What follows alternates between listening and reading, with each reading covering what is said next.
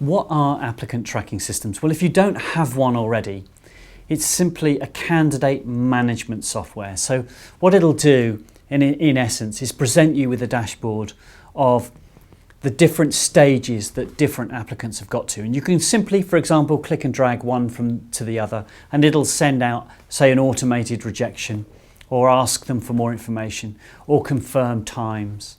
But also, many of them reach out automatically and post job adverts on internet job boards and on Facebook and other sources. And so when the candidate is entering information, they're entering it into your applicant tracking system. So you haven't got duplication of data. And this should make things much more efficient. Certainly when you compare it with whiteboards and Excel and Post-its, it seems like a panacea. And certainly it's taking off in social care in the last few years from nobody using them apart from the largest providers. I'm now seeing all sorts of providers looking at these or testing them out. And there are almost 200 on the market. Very few are tailored to care. Most of them are generic, and that doesn't necessarily matter. But the cost range is also significant. The way they charge varies. So you need to be careful if you're a high volume recruiter that what appears to be a low cost system ends up costing an awful lot of money because of the amount of applicants you're putting through it. So be cautious of that.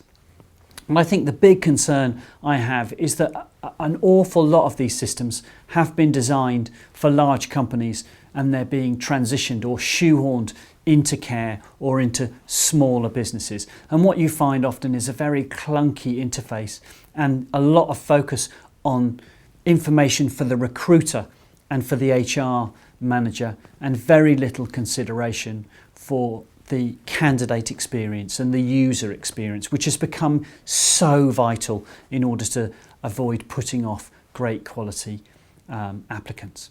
But there is a new breed of slick, simple, engaging applicant tracking systems that you can see available, all designed for native use on the mobile phone, which is typically the way people might apply in the care sector. I recommend not buying an ATS unless you've got feedback from another provider who's using it. And I found, even though providers compete with each other, they're very generous in order to give a review or feedback or help other providers considering whether they should take on that particular applicant tracking system and the advantages and disadvantages.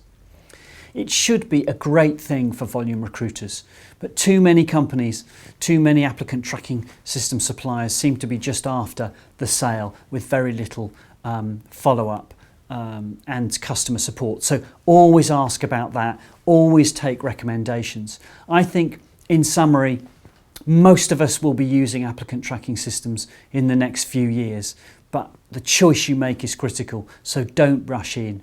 Check the pricing, get some references and make sure you have a trial period. Otherwise, stick with Excel and the methods you know.